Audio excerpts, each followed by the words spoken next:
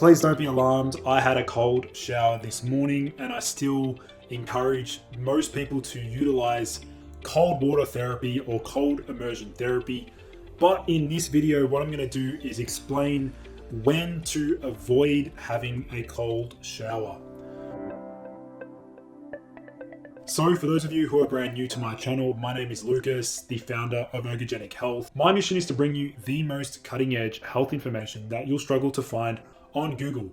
So please do me a favor and like this video and hit subscribe down below if you care about your health. So first of all, let's take a look at some of the benefits associated with cold exposure. Now, many of you will probably already know about the overarching benefits associated with, getting some degree of cold water exposure, cold water therapy, cryotherapy. But basically, let's take a look at what happens in the body. Now, there's something known as uncoupling protein 3, UCP3, which gets activated via cold exposure. And what that can lead to is a decrease in reactive oxygen species. It can increase mitochondrial uncoupling and increase fatty acid oxidation rate, which basically yields an increase in whole body metabolic rate. It can decrease the accumulation of fatty acids and their metabolites, and it can also decrease mitochondrial damage and oxidative stress, essentially leading to a reduction in obesity,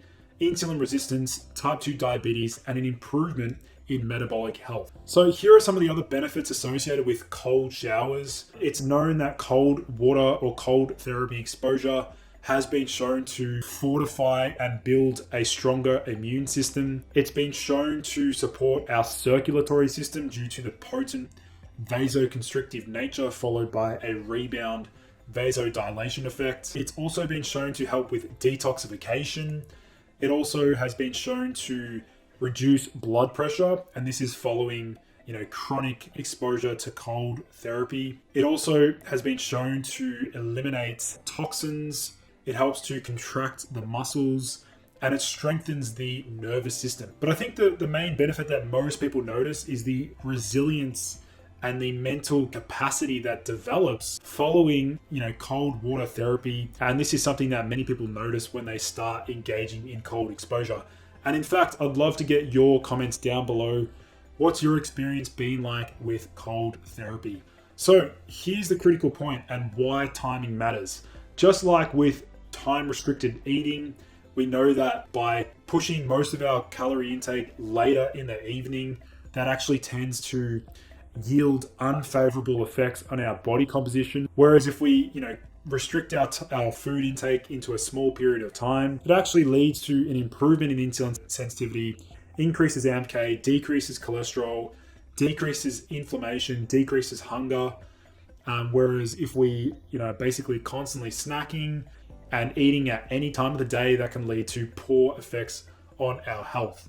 So this is why timing matters, not only with nutrition, but now also with cold therapy or cold exposure. So when do you avoid cold showers? That is the whole point of this video. Immediately before a meal, less than 30 minutes before a meal. Now, to understand this, I put a diagram here. We can see the different branches of the autonomic nervous system. We've got the sympathetic nervous system and the parasympathetic nervous system. When we undergo cold therapy, cold exposure, cryotherapy, cold water immersion, cold showers, basically what we're doing is we're stimulating the sympathetic nervous system, which is the fight or flight. And what you can see here is that it dilates pupils, inhibits salivation, relaxes the bronchi, it accelerates the heartbeat, it slows down peristalsis and gastric acid secretion, not good before food. It stimulates glucose production and release, not ideal before a meal. It also secretes adrenaline and noradrenaline, which is also not ideal just before a meal. It inhibits bladder contraction, and sympathetic nervous system also regulates orgasm. The reason we don't want to be activating the sympathetic nervous system just before a meal is because the sympathetic nervous system can shut down the body's ability to digest food. And that is why by having a cold shower immediately before a meal, less than 30 minutes, body's increased its sympathetic nervous system response, and that's going to impair the body's ability to break down and digest food appropriately. I also want to emphasize that it's also applicable immediately before bed. Now, we want to be waiting at least 60 to 100 minutes before bed. And this is because, again, we don't want to be activating the sympathetic nervous system immediately before bed. On the contrary to that, we do want to be decreasing body temperature just before bed, as it's been shown that a lower core body temperature can actually facilitate an increase in melatonin. Really, what we want to be doing before bed is actually stimulating the parasympathetic nervous system. So this brings me on to my third point, is immediately post meal. So we don't want to be using or having a cold shower immediately following a high calorie meal.